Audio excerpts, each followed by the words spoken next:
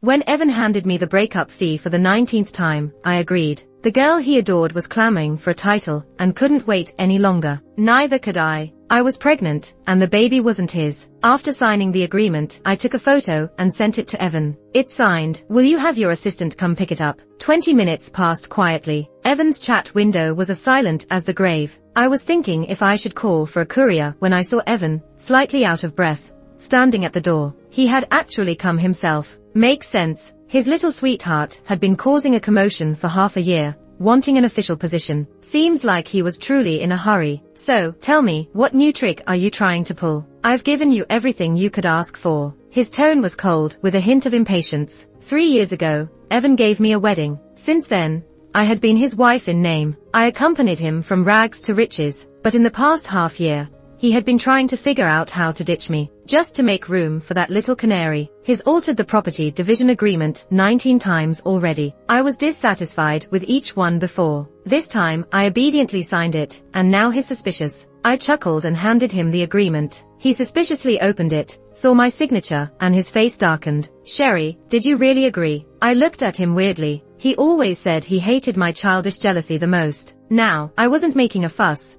taking the money and walking away as he wished, but he seemed even more displeased. Don't tell me he wants to see me in tears, begging him to stay. I smiled. Isn't this good? You can openly marry Bella now, and I can start planning my life. This time, the agreement included house, car, company shares, everything. He spared no expense. I accepted it all. After all, I had been the one by his side all these years when he was a nobody. Who would willingly let their efforts benefit others? Now, it's good. With everything I've earned over the years, plus what he's giving me, even if I start traveling the world from tomorrow, I have enough to live comfortably for the rest of my life. Love might be gone, but at least I have a lot of money. Evan heard my words and his look became complicated, as if he had something to say but refrained. Just then, a soft, sweet voice interrupted us. Sherry, thank you for letting us be together. It was Bella, the little canary Evan held dear. She was a phoenix emerging from the mountains. Ordinary education. It wasn't easy for her to get into the fiercely competitive Galaxy group, yet she managed it in just 3 months, becoming Evan's secretary in the CEO's office. She worked really hard at seducing Evan. Evan said she was pure and kind,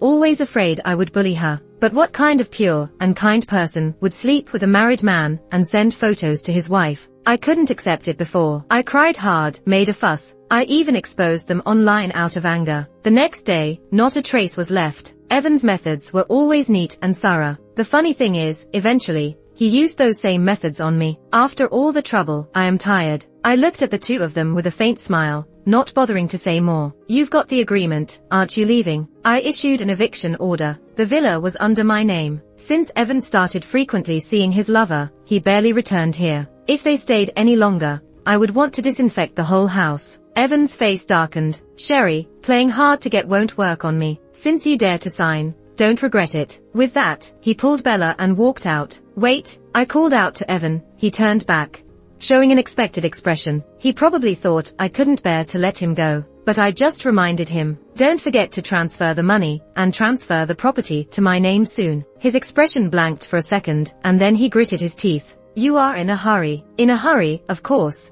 I was in a hurry. I was pregnant, not his. The longer I delayed ending things with him, the worse it would turn out. I had an appointment for a prenatal checkup. Unexpectedly, I ran into Evan and Bella at the hospital. He was carefully holding her hand. Bella was chattering, and he was patiently listening, his gaze affectionate. They were so close. There seemed to be no room for a third person. Memories surged. A long time ago, he treasured me like that too. It had been so long. The last time he looked at me that way was when I had a miscarriage. I was 4 months pregnant. He had his first affair. She was a fearless girl. She stormed in, demanding I make room for her. I called her shameless, and she said the unloving one is the mistress. Her pride was hurt, and she pushed me hard, making me lose the child. Covered in blood, I was taken into the operating room. Upon waking up, the first thing I saw was Evan's remorseful face. His eyes were full of guilt, gripping my hand tightly, sobbing. I'm sorry, Sherry. I'm a bastard. Hit me, please. I'm sorry. I slapped him hard. He didn't dodge, just took it. When I got tired of hitting him, he reluctantly said, just this once, Sherry.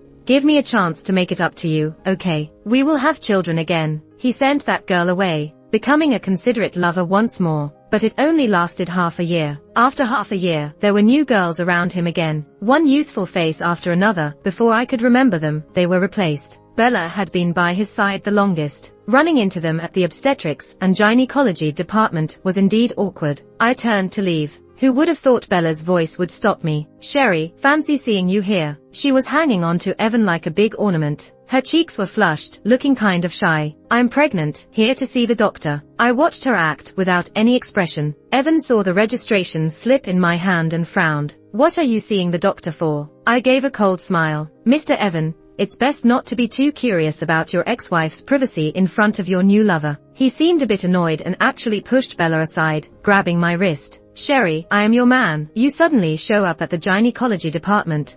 I have the right to know. I stared at him, unable to hide the mockery in my tone. My man, Mr. Evan, are you sure? Although we had a wedding. In the marriage registration system, I have always been single. Evan hesitated for a moment, as if he suddenly remembered something, his eyes growing darker. Yes, that wedding was so romantic and grand back then. In the eyes of outsiders, I was his only wife. Especially over the years, our businesses and equity distribution were intertwined. But who knew? We had never actually gone to the Civil Affairs Bureau. Whenever I urged Evan to get the certificate with me, he was either going to a meeting or traveling abroad. His time was always so precious that he couldn't spare half an hour in 3 years to get a marriage certificate with me. Yet, when we broke up, we fought over money and power distribution, making a scene known to everyone. My wrist hurt from his grip, but he wouldn't let go. Luckily, shortly after, the number caller announced my name. Patient Sherry, please proceed to diagnosis room number 5. Only then did Evan reluctantly release my hand. I immediately walked past him and Bella,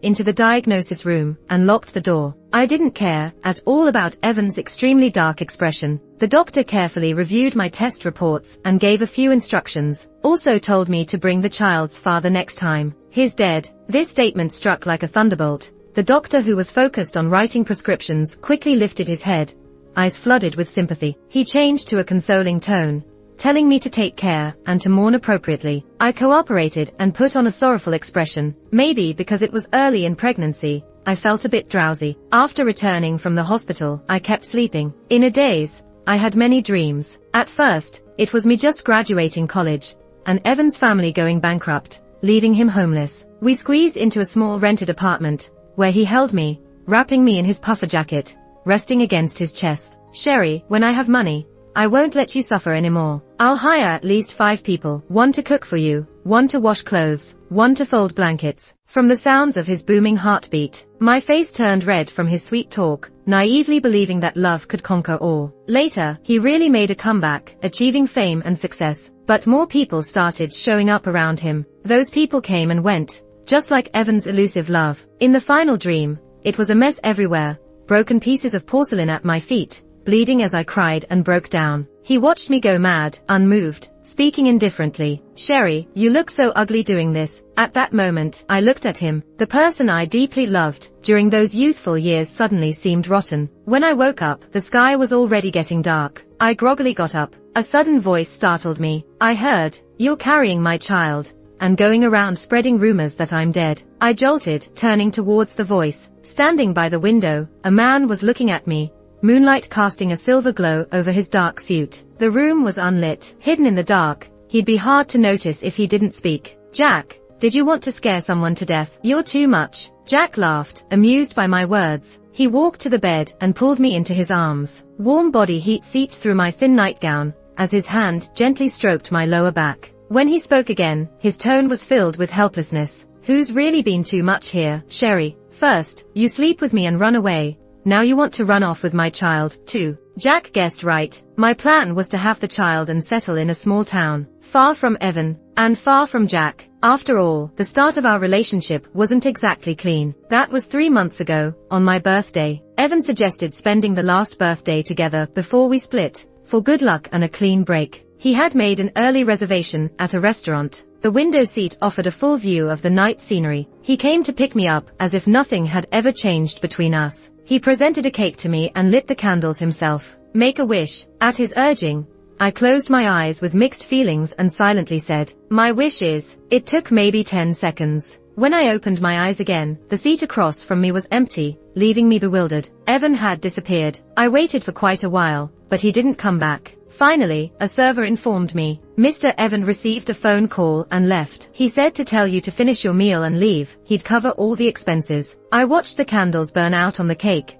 the frosting collapsing bit by bit. The happy birthday words turned into ugly red blotches. Eventually, I laughed mockingly. After leaving the restaurant, I took a taxi to the harbor. When we were poor and couldn't afford to travel, Evan often brought me to the harbor. He always said, if you can't see new places, at least enjoy the sea breeze. Later, the sea remained the same, but the person had long changed. I wandered aimlessly for a long time, until someone nearby suddenly exclaimed, "Oh my God, this is so romantic." Following their gaze, I saw the night sky over the sea, countless drones sparkling, forming romantic cursive words. "Bella, I love you." Seconds later, countless fireworks bloomed in the night sky. Brilliant, beautiful. People around me sighed. Wow, which rich heir is confessing his love now? Ah, it's just another day among us ordinary folks. I practically opened Twitter in a self-destructive manner. Sure enough, I saw Bella's bragging post. True love is, no matter what time it is, as long as I say I miss him, he'll give me a confession. The picture was of the drone confession. When a person's heart is completely broken, they might become as crazy as a madman. I bought a lot of alcohol to drink. There were too many people by the sea. Evan and Bella were together, surrounded by oblivious passers-by, and they didn't notice me at all. But I watched them for a long, long time, until I realized I was surrounded by empty bottles, and my vision started to blur. I knew it was bad to continue drinking, so I got up and staggered away. It was tough getting away from the noisy port. As I walked along the road, I bumped into someone. Careful, he held my hand to steady me. I straightened up and saw who it was. Jack, a big shot on Wall Street, heir to the Lake Group. These years, due to business investments, I've had some dealings with him. You could say 2/3 of my wealth came from the shelter of his big tree. He's the complete opposite of Evan. There are hardly any women around him. People in the circle joke if he's gay. He never denies it. Sherry, he held me up, frowning. Why did you drink so much? He smelled nice, very clean, unlike Evan, who always smelled of Bella's perfume. Jack, they say you like men. Is that true? I asked out of nowhere. My tongue felt numb. It must be the alcohol. Jack was stunned at first, then sighed helplessly, carefully placing me into his Rolls Royce. Maybe he just looked very pleasing to me. Maybe the alcohol dulled my reason. Or maybe I was just trying to get back at Evan. I quietly leaned closer to Jack and kissed his cheek. He turned, looking at me shocked. For a moment, his pupils shook. His pale skin turned slightly pink with heat. The next second, I brazenly straddled him. Jack, do you want to try with me? I was so close, my lips brushed his earlobe. It felt soft, so I kissed it. His ear felt slightly hot. He spoke above me, his voice a bit hoarse. Sherry, get a grip. I laughed. I'm sober. I know you guys like young and pretty women. You can always dump a woman when you're tired of her. Feeling hot, I instinctively wanted to move closer to someplace cool. He frowned, eyes dark and unclear. I leaned back to kiss him again. This time, he didn't avoid it. His lips were cool, with a fresh mint scent. Very nice. I kissed him breathlessly, almost to the point of suffocating. He held my head with one hand, my waist with the other, forcing me to continue. The car's partition conveniently rose, completely sealing us in a private space. He finally let go of me, his voice huskier than before. Sherry, I don't like men, and I don't like young ones. His reaction was so slow. We already kissed. Why say this now? I wasn't drunk to the point of forgetting everything, but my head was fuzzy. Before I could think clearly, Jack started the car. Soon, we reached the destination. Jack lifted me from the back seat. He carried me through the villa's living room, quickly upstairs into the bedroom, and placed me carefully on the bed. Standing above me, he looked down. My eyes were fixed on his lips, the lips I just kissed, moist with steam, slightly swollen and red. I glanced down, the top 2 buttons of his shirt unbuttoned, collarbones exposed to the air. He looked like a seductive male siren. He curved his lips, guiding my hand under his shirt. Sherry, do you want it? Yes. Satisfied with my answer, Jack leaned down to kiss my lips. Different from the previous 2 times, this kiss was deep, intense, as if trying to vent his strong possessiveness. His burning kisses moved down. Sherry, do you like it? My face felt like it could cook. I could only cling tightly to Jack. At first, I bit my lips hard to avoid answering, but eventually, I succumbed to Jack's assault. I buried my face in his neck, whimpering. Yes, I like it. He kissed me with satisfaction. Finally, I fell into a deep sleep in his embrace. When I woke up the next day, he was already gone. I understood what that meant. He must be someone who avoids trouble. Good, I avoid it too. Since he left, I decided to act as if nothing happened. That would be good for both of us. So I slipped away, blacklisting him to keep it clean and avoid awkwardness. As for business, I let my subordinates handle it, strictly professional. Since then, I haven't seen Jack, until a few days ago, when I realized my period was late. Only then did I remember. I hadn't taken any contraceptives after that night. I secretly bought a pregnancy test. Did 5 tests in a row, all positive. I was baffled. After my previous miscarriage, the doctor said it would be hard to conceive again. So much for difficult. How did Jack hit the mark on the first try? I was confused. Logically, Jack had the right to know, but I recalled his attitude that day. I wasn't sure. Just in case,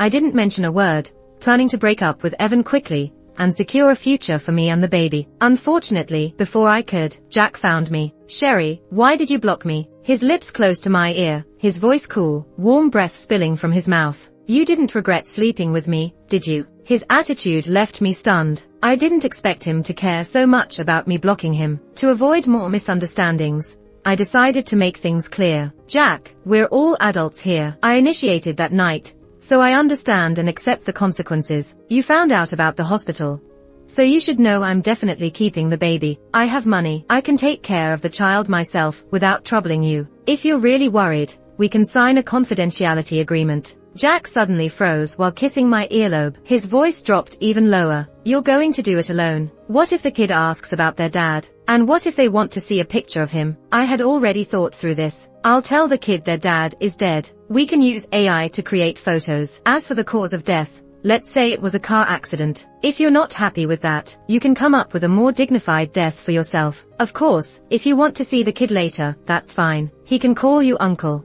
Jack frowned at first, but then he laughed angrily. Call me uncle. Sherry, what the hell do you take me for? I was stunned and couldn't quite grasp his meaning. Hadn't I even thought out the future for him, and he still wasn't satisfied? Jack, I just don't want to trouble you too much. After all, you left pretty decisively that day. As I spoke, I watched Jack's facial expression and considered other possibilities. Could he have found out I was pregnant and changed his mind, wanting to fight for custody? Jack took several deep breaths before speaking again, a little helplessly. I never thought you were a trouble. I was slightly taken aback. I had another absurd guess creeping into my mind. Jack stared at me seriously, explaining. That day, there was a problem with my project's French division. I had to personally go sort it out. I left you a note, asking you to wait for me to come back. So, you didn't see anything. A note? I really didn't see anything. Why would he write a note in this high-tech age? Besides, I was too embarrassed to stay, and just wanted to leave as quickly as possible. Who had the mood to check for notes? Jack continued, clearly upset. When I tried to contact you later, I found out you had blocked me on all channels. Sherry, do you see me as someone that's shameful? I gave an awkward laugh. That's a bit much. But we can't possibly get married just because we slept together once, right? He looked down and asked, why not? I widened my eyes, almost in disbelief. Are you serious? Jack, do you really like kids that much? Jack's gaze was incredibly deep, and he looked at me for a long time, before lazily replying in a low voice. Let's just say I like kids. Of course, I didn't agree to marry Jack. It was too crazy. I'd gone from loving Evan deeply to being fed up with him. Our long entanglement hadn't ended well. I wasn't about to jump hastily into another relationship trap. Jack didn't push. He just watched me re-add his contact info. He also insisted that I inform him before my next prenatal checkup. I frowned. Is that really necessary? I don't know if it was my imagination, but I thought I sensed a gritted teeth tone in his smile. Didn't you say I like kids? If I like kids, how could I let you go for a prenatal checkup alone? All right then. I respected his rights as the biological father. Besides, he was a moneymaker in my business. I had to show at least some respect. After that, Jack started caring about my diet and clothing, and even bought baby supplies. Once, he went on a business trip to Europe and personally brought back a custom-made crib by a master craftsman. The crib was filled with various diapers, formulas, and baby creams. He seemed genuinely excited about the baby's arrival. Over time, I got used to this, until, half a month later, at an auction, Jack and I were entering together when we saw Evan, Bella was clinging to Evan with a smug look. Long time no see, but Evan froze when he saw me with Jack. He opened his mouth, seeming like he wanted to say something to me, but Bella didn't give him the chance. Honey, I'm a bit tired. Can you take me over there to sit? As they were leaving, she turned and gave me a mocking look. I ignored it. Being pregnant, I needed to stay away from such toxic people. The auction items were pretty average, and I wasn't that interested, until I saw a necklace. It was a beautiful piece I had liked for many years, but never managed to buy. Starting bid was 800,000. I raised my paddle first. Bella wasn't far behind, continuously outbidding me. 1 million, 1.5 million. In the end, it was Evan who raised the paddle. 3 million. He knew I wanted that necklace for a long time. Still, he wanted to snatch it from me, just to give it to Bella. Sneaking a glance in their direction, I locked eyes with Bella's smug face. I knew Bella might not even like it that much. She just didn't want me to have it. 3 million, first call. 3 million, second call. I didn't raise my paddle again. Jack squeezed my hand, wanting to raise the price. 500, before he could finish. I quickly grabbed his hand to stop him. 5 what 5? Are you crazy? He looked a bit innocent. 5 million isn't expensive. You really like the necklace, don't you? I scoffed. How is it not expensive? You've never been poor, that's why. Only those who have truly been poor know that 5 million is insanely expensive. When you're down and out, let alone 5 million, you might fight for just 500 bucks. But I'm afraid Jack, who has never needed to worry about money, wouldn't understand that kind of logic. I shook my head. Don't bother. I don't like losing money. Evan's 3 million far exceeds the necklace's actual value. If he wants to be a sucker, let him. After all, the property division agreement has long been signed by Evan. Now, any money he spends is from his own share. 3 million isn't much, but bit by bit, it adds up. I'd be thrilled if he keeps spending himself into poverty. 3 million, third call. Sold. The auction gavel fell, settling everything. After the event, people began to leave in a stream. Bella deliberately walked over to me, immediately flaunting. Sherry, are you upset? It's all Evan's fault. He saw I liked it and didn't hesitate. I can lend it to you if you want to see it. Evan stood beside her, silently watching the scene unfold. Indeed, he spoiled Bella, letting her flaunt in front of me time and time again. I smirked. No need. I don't like it that much. If you like it, keep it. Surely, anything you look at can't be that good. I shot a meaningful glance at Evan beside her. Evan's face visibly darkened, irritated. Sherry, what's happened to you? It's just a necklace. Do you really need to be so harsh about it? It's no big deal. I'll buy you another one. I raised my eyes, then stared at him steadily. No need. Like you said, it's just a necklace. I don't lack. Evan seemed choked, then it finally dawned on him. I was a jewelry designer. His company's first fortune came from me selling my design rights, fetching him his first million. Back then, he held me with red eyes, promising to buy me lots of jewelry one day. In the end, he only gave me an ordinary ring. I was his girlfriend for 4 years and Mrs. Evan for 3 years. He tricked 7 of my most precious years with a tiny diamond. A promise is sincere at the moment it's made, but sincerity changes quickly. Love, at its end, distances itself by mountains and roads, all dependent on conscience. Now, he has his company, and I have my career. My jewelry brand is renowned worldwide. Anything I like, I can buy myself. I don't need him anymore. Seeming to remember the past, Evan looked a bit dazed. When he looked back at me, his eyes were filled with guilt and nostalgia. At that moment, Jack's tall figure suddenly stepped in, completely blocking out Evan's gaze towards me. In a lazy yet utterly mocking voice, he said, Mr. Evan, it's been years, and your taste has changed. You like this kind of girl now. Saying that, Jack threw a casual glance at Bella. Bella barely held back her rage, but her entire facial expression was contorted with anger. I couldn't care less about looking anymore. Jack, let's go. My calling his name in public seemed to please Jack. He bent his lips into a smile. I thought that would be the end of it, and would get some peace. Who could have known that Evan would suddenly regret everything? I have a habit of silencing my phone when I sleep. That day, when I woke up, my screen showed over 30 missed calls and 99 messages, all from Evan. Sherry, let's talk. I'm coming over. Nobody's home. Where are you? What were you checking at the OBGYN last time? Are you pregnant? If you're pregnant, I won't agree to the divorce. If you don't answer, I'll wait outside your door. Sherry, why weren't you home all night? Why did you dismiss the servants? Because I moved out a long time ago. Living in a house with traces of him made me uneasy, so I sold it. After Jack found out, as a dad, he kindly offered a private island villa and hired personal doctors and caregivers. The island has a beautiful environment and a perfect climate, ideal for a peaceful pregnancy. I didn't refuse. Anyone would be foolish to turn down such an offer. Since Jack wanted to enjoy his rights as a father, he naturally had to be willing to spend. It's called fair trade. Jack and I had grown to understand this unspoken rule. As for Evan, according to the agreement, there's still a good amount of property he hasn't transferred over to me. Now he wants to backtrack. Not a chance. I immediately called him back. Evan's voice came through tired and slightly hoarse. Sherry, I asked the former servants. They said they noticed you taking pregnancy-related medication. If it's true, then maybe we shouldn't split up. I suddenly lost my patience. When you're down on your luck, even taking a pill gets monitored by nosy servants. Fortunately, I always knew you can't hide the truth forever, so I was mentally prepared. Before Evan could finish, I cut him off blandly. Yes, I'm pregnant, but Evan, who said the child is yours? The other end of the phone was silent for a really long time. I could almost hear the sound of Evan's quick breaths. After a while, he finally coldly retorted, Sherry, what do you mean? When Evan finally found me, I was playing with Egg Yolk. Egg Yolk is a little yellow dog Jack adopted for me so I wouldn't get bored. He's gentle and affectionate, loves to lie by my feet and soak up the sun. Evan saw me and was stunned. So you really are here? If I'm not mistaken, this property should be under the He family name. He stared at my belly like he wanted to burn a hole through me. When exactly? I tilted my head and smiled, telling him, remember my birthday, the night you left halfway to confess to Bella with that drone. Evan's eyes widened, staring at me in disbelief. Finally, he stammered, Sherry, we hadn't even broken up, and you were already cheating on me. To him, it was like I had done something wrong, like I was the one to be blamed.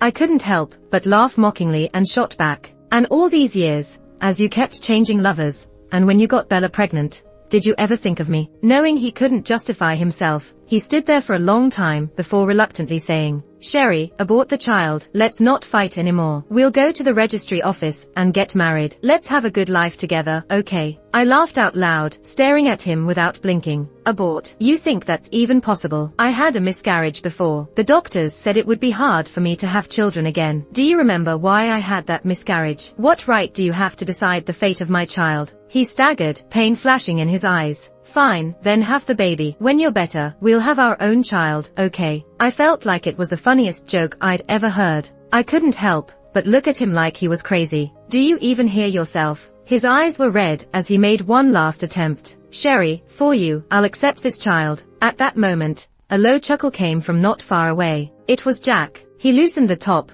button of his shirt and spoke lazily yet mockingly. Want my child to call you dad? Are you worthy? The atmosphere tensed immediately. The moment Evan saw Jack, it was like he had been provoked, charging at him furiously. Jack, it's you. Unfortunately, he didn't manage to lay a finger on Jack before the villa's bodyguards stopped him. He probably forgot whose house this was. Evan's eyes were bloodshot, trying to break free from the bodyguards to fight Jack. But reality was harsh. With a flick of the guard's wrist, he was pathetically thrown to the floor. And Jack just sat on the sofa, legs crossed, looking at him expressionlessly, his face as cold as frost. Are you leaving on your own? Or do I have to have you thrown out? I was a bit surprised. Even though Jack was dignified, he was known for his composure. Even when facing business rivals, he'd never lost his cool like this. It was the first time I'd seen him so angry. And since Evan came alone, there was nothing he could do no matter how unwilling he was. Looking defeated, he stumbled to his feet and handed me a box. I didn't open it. The blue velvet box. I could guess what it was. It was that necklace Bella had taken, the one I had wanted for a long time. He lowered his head and said to me, Sherry, on the day of the auction, I didn't really want to take away what you liked. I just wanted to make you jealous, to make you give in a little. I've gotten the necklace back for you. I'll make Bella get rid of the child. Don't you still like this necklace? Can we get back together, please? Yes, I used to like it so much. He knew that, but he still helped Bella use it to slap me in the face. He also knew every time I cried and argued, it tore me apart. But he kept hurting me again and again. I said softly, I don't like it anymore. Neither the necklace nor you. Evan's face turned white. Sherry, don't be stubborn, okay? You really willing to leave me? It was so ironic. Back then, he was the one who hurt me the most. And now, he acts like he's the victim. I looked at his slightly reddened eyes, pulled my clothes from his grasp, and said seriously, Evan, you destroyed everything with your own hands. If we're breaking up, let's do it completely. Don't make me look down on you. 3 days later, Evan and I completed the final property settlement at the notary office. Evan looked exceptionally haggard, with dark circles under his eyes, clearly not having slept well. But now, his well-being had nothing to do with me anymore. As we parted ways, he seemed to have something to say to me. But before he could, Bella suddenly appeared. Her usual gentle facade was gone, replaced with anger and resentment. Evan, she already has someone else's child. Why give her so much? I thought it was just a breakup payment. How could you even transfer that 80 million villa to her? Did you even think about me and our baby? I frowned a little. Bella might not know that what Evan gave me wasn't just a breakup payment. Every deal he made, every penny he earned, had my share in it. Without me, he wouldn't have what he has today. I just got what I deserved. Besides, Bella was being too impatient. Evan, this guy, love comes in strong waves, but fades quickly. Her image of being a gentle wife broke down too fast, which isn't good at all. Sherry, don't even think about taking advantage. Bella screamed at me, rushing towards me without hesitation. Enough, Evan shouted loudly, stopping her. Have you had enough? Stop embarrassing yourself here. Bella's body stiffened from the yell, her eyes turning red in an instant. She threw a fake handbag viciously at Evan. Embarrassing? How can you yell at me? You broke up with her, didn't you? Why are you still protecting her? More and more onlookers gathered around. Evan's expression grew more and more annoyed, finally erupting. Even if I don't marry Sherry, I'll never marry you. Bella was stunned by the yell. The next second, she realized what had happened and chased after him in a panic, trying to grab Evan's hand. But Evan looked indifferent, pushing her away forcefully. Stay away from me. That's when the accident happened. Bella always loved dressing up. Even after getting pregnant, she still insisted on wearing delicate sheepskin high heels. She liked to use those to show Evan's love for her. As a result, Evan's shove made her lose her footing, and she tumbled down the steps several times. She landed on the ground, covering her stomach with a pale face, crying out in pain for help. My baby, Evan, my stomach hurts so much. Seeing this, Evan panicked too, looking extremely unpleasant. About 4 or 5 seconds later, blood started trailing down Bella's legs. My heart trembled at the sight. Before, our child, Evan and I, was lost the same way. Is it fate? For someone unfaithful and unloving, even family ties are destined to be shallow. Or perhaps, the baby senses that its father doesn't love it while in the mother's womb. So, it leaves in sadness. Even though the human world is nice, it chooses not to come again. Because of Bella's scene, word about Jack and me eventually got out to the family. The next day, Jack's grandfather ordered him to return to the old house. He specifically mentioned wanting to see me. On the car ride, I couldn't help but feel nervous. Jack reassured me, telling me his grandpa is easy to talk to. I believed him, but from the moment we walked in, the old man's brows never relaxed. Though he was 80 and needed a cane to walk, his face held authority, and he had a natural aura of superiority. Squinting his eyes, he commanded in an unquestionable tone, "Kneel." His authoritative voice echoed throughout the entire hall. Jack didn't hesitate for a second, taking off his suit jacket and kneeling straight away. I trembled following behind him. Do I also have to kneel? My head filled with questions. Then Jack's grandpa spotted me, and his attitude did a complete 180-degree. Smiling kindly, he walked towards me. Girl, don't be nervous. Sit down. Grandpa isn't a bad person. Grandpa just wants to help teach that naughty grandson of mine a lesson. You watch from the sofa. I was completely stunned as Jack's housekeeper mom helped me sit down. When my eyes met Jack's, he slightly smiled, signaling me not to mind. It seemed he was used to kneeling. He could handle it, right? But no, I overestimated him, because the next second, he said, Grandpa, Sherry is sitting, so I shouldn't have to kneel, right? It would have been better if he said nothing. Jack's grandpa exploded right away. In an instant, he picked up the cane and struck his back without mercy. You brat, how dare you sass me? Have you forgotten the family rules? So many matches were arranged for you, but you refused all of them. And now, you've compromised a decent girl. Disgraceful. As he scolded, the old man swung the cane even harder. I was shocked by the scene. What era is this? They still use family rules. Jack, who is a dominating figure outside, obediently knelt and got beaten at home. I tried to plead.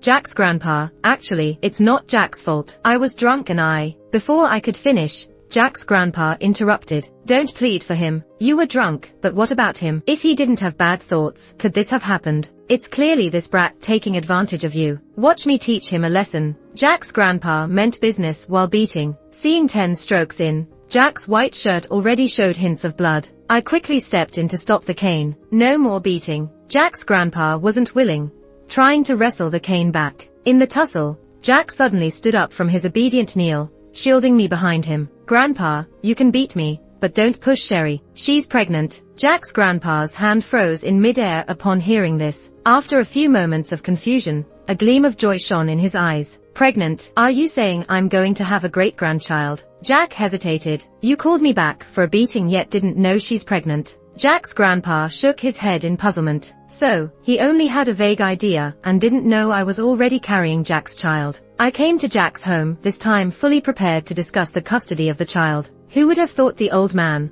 after hearing the whole story, would directly ask me when I was going to marry Jack? Old man, aren't you changing your stance too quickly? I had to explain. Sorry, Jack's grandpa, I don't have any plans to get married at the moment. Jack's grandpa went silent for a moment, then looked at Jack with an expression of disappointment. You little rascal, what are you doing? Why haven't you even chased your wife yet? He said this without avoiding me at all. I awkwardly turned my head away, but then I heard Jack's amused voice beside my ear. Yeah, I guess I'm too dumb, but I'm already trying. I'll work harder. That night, Jack's grandpa arranged for us to stay in the old house. He even purposely mentioned that there weren't enough rooms and pushed us into sharing a bedroom. The old man's intentions were clear. The bedroom had a black and white minimalist decor. It was obviously Jack's private room. Jack took off his blood-stained shirt and asked me to help him apply some ointment. His skin was very fair, making the bruises and wounds stand out even more. I took the ointment and carefully applied it, brushing my fingertips against the skin of his back. His body temperature was a little hot. Jack suddenly spoke, his voice hoarse. Grandpa is always hoping I'll get married. He's a bit overenthusiastic. Don't take it to heart. I softly mumbled in understanding. Old folks always long for a house full of children and grandchildren. After applying the ointment, I let out a long breath. I casually glanced around the room. Suddenly, a pair of cufflinks on the cabinet caught my eye. Why do they look so familiar? As if possessed, I walked over, picked them up, and was shockingly surprised. Jack, how did you get these cufflinks? Jack's gaze fell on the cufflinks and then shifted to my face. After a few seconds of silence, he lowered his eyelashes slightly. You gave them to me. I looked at him incredulously. How's that possible? I sold these cufflinks 8 years ago. Jack held the cufflinks, took a deep breath, and seemed to have steeled himself mentally before explaining. 8 years ago, a girl selling stuff near the university gate pushed them on me. These cufflinks had 6 blue and white diamonds, finely crafted, not worse than high-end brands, but she sold them to me for only $800. She said she designed them herself. They weren't branded, so they weren't worth much. She sold them to save up money to buy her boyfriend a new phone. Jack looked up and smiled self-deprecatingly. Back then, I thought she was pretty, just a bit silly. During that time, I often walked through that street and always saw her at her store. If she hadn't had a boyfriend, I would have certainly chased her. Later on, she graduated and I went abroad. I thought we'd never cross paths again. But a few years later, her work showed up at an international jewelry auction. And later, she brought her jewelry brand directly to me. Seeing her walk towards me step by step, my heart fluttered again. All these years, my upbringing kept reminding me that she was taken. I should never disturb her. Until that night, when she stumbled into my arms. The night closed in. The room was dimly lit with a soft yellow glow. Breezes came through the old house's window screens, bringing a gentle coolness. Jack's voice grew softer. That night, you kissed me first. Sherry, how could I ever let go after that? I was stunned listening to all this. Jack was already holding my face, kissing me deeply. Later, I gave birth to a sweet, adorable daughter. Jack always stayed by my side, but I never agreed to his proposals. Not for any special reason. I just didn't want to be tied down by a relationship again. Only those who have been in a cage know the value of freedom. Plus, liking someone and marriage are not the same thing. I didn't dare easily get involved again. My daughter took my surname and was named Zoe. I accompanied Zoe from her babbling first words to her first day at school. Unwittingly, another 7 years had passed. People talked about Jack, saying he transformed from a young and handsome gay guy to the current golden bachelor. Jack would always clarify publicly, I'm not gay, and I'm not single. I have a girlfriend. I also have a daughter. My daughter is really beautiful. Jack's grandpa, still tough as nails, would often grumble sarcastically. Yes, you have a girlfriend. You also have a daughter, but you don't have a wife, and your daughter calls you uncle. Zoe always knew Jack was her dad. but she stuck to me too much. When Jack came over, he would insist on sleeping with me, being clingier than a child. So Zoe would get coaxed away by her grandma. That's why she would pointedly call him Uncle Jack. Uncle Jack, feeling wronged by his daughter, would pitifully come to me at night. He'd hold and kiss me repeatedly, his tone full of grievance. "Sherry, you heartless woman, when will you finally give me a proper title?" He had his arm around my waist, and I lazily poked at his abs. "Depends on your performance tonight, and my mood tomorrow." Jack grumbled that I always gave him empty promises. The next second, he buried his head and kissed me even more passionately and fiercely. Later, I heard from a friend that Evan was dead. After Bella lost the baby, she clung to Evan and wouldn't let go. She threatened to marry him, demanding he take care of her for the rest of her life. Evan had long grown tired of her and refused to comply, even trying to fire her from the company. Desperate, Bella fought back by leaking company secrets to a rival and exposing various financial issues. Evan was overwhelmed by her actions, losing several big deals and ultimately seeing his company go bankrupt. He came to despise Bella, and in one of their heated arguments, he accidentally pushed her down the stairs. Feeling hopeless, Evan followed her and jumped too. I merely nodded and said, "Is that so?" with no emotion in my heart. After all these years, hearing Evan's name felt like a distant memory. My friend sighed. "Back in school, you two were so good together. I still remember how Evan would bring you food and tutor you every day. He couldn't be without you. The whole girls' dorm knew how much he loved you. How did such a good person end up so miserably?" I listened quietly, like hearing about a stranger. Mom, come play." Not far away, my daughter was calling for me. Jack was playing frisbee with our daughter and the dog. I hurriedly ended the call and took the frisbee from my daughter, throwing it far. The dog ran freely, and my daughter laughed happily. Jack looked over at me. In that glance, his eyes were gentle. The years were kind. Evan's epilogue. After the breakup, Evan secretly went to see Sherry 3 times. The first time was at the hospital. He was deeply troubled by Bella's harassment. Long-term smoking and drinking had taken a toll on his health. A stomach problem landed him in the hospital. In unbearable pain, Evan would instinctively think of Sherry. In the past, if he even slightly frowned after a drinking session, Sherry would worry if he was unwell. If he threw up, she would be even more distressed. He always thought that someone who loved him so much like Sherry would never leave him. But now, with a bleeding stomach and excruciating pain,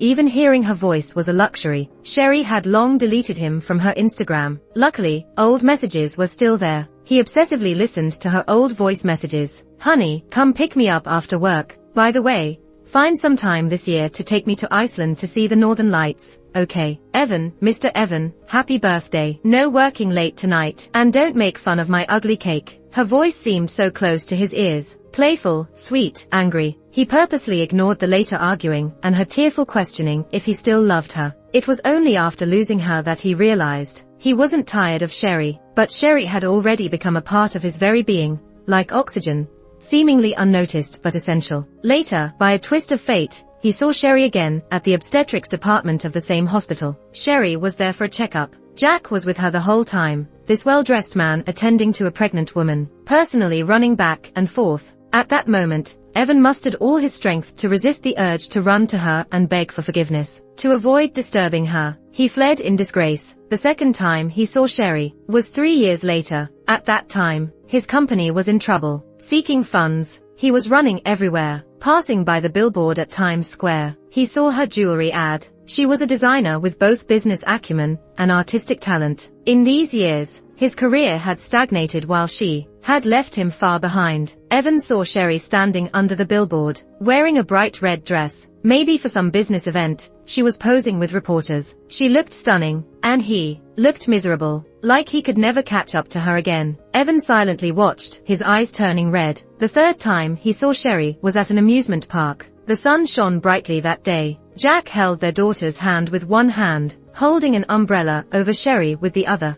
All three wore cute matching outfits. The little girl laughed joyfully, first calling Jack Uncle Jack, but then, for some reason, she suddenly changed, calling him Dad. Jack seemed stunned, repeatedly confirming, "Zoe, what did you call me? Can you call me that a few more times?" Quickly, the little girl was a bit shy, but with Sherry's encouragement, she happily hugged Jack. "I'm calling you Dad. Why, don't you want to be my dad, and still want to be my Uncle Jack?" Jack, it seemed, was so happy he could cry, and Evan was standing far away in an unnoticed corner, watching this scene with jealousy. At that time, his company had already gone bankrupt. Bella was like a cancer, torturing him to the point of wishing he were dead. He was so jealous that Jack got Sherry. He regretted even more. If he hadn't given in to temptation back then, it would be him holding Sherry's hand now. They would have kids, and wear matching family outfits. If only there was a time machine in the world, then he could travel back to before he hurt Sherry. She would still be his sweetheart. But unfortunately, all of this was just a pipe dream. Bella came to bother him again. This time,